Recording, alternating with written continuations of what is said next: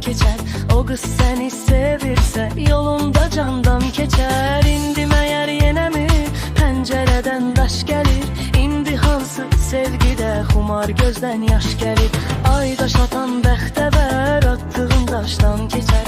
O kız seni sevirse yolunda candan keçer. İndi meğer yine mi pencereden daş gelir? İndi hansı sevgide xumar gözden yaş gelir?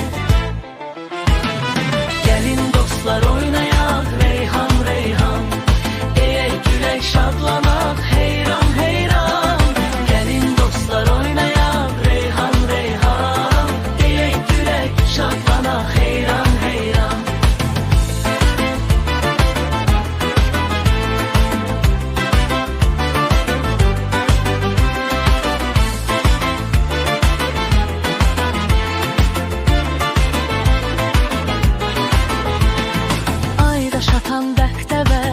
Nəcəb vaxtıdır, indi o daş dil açıb deyir vüsal vaxtıdır. İndi məyər yenə mi pəncərədən daş gəlir? İndi hansı sevgidə xumar gözdən yaş gəlir?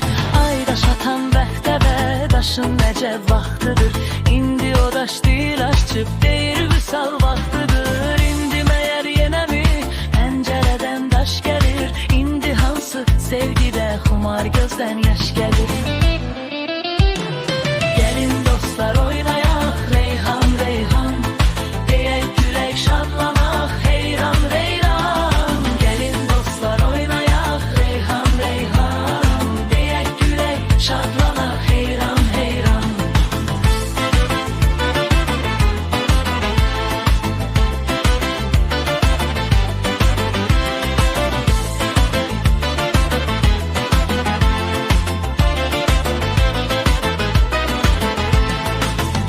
Dostlar oynayak Reyhan Reyhan, deyək gülək şadlanak.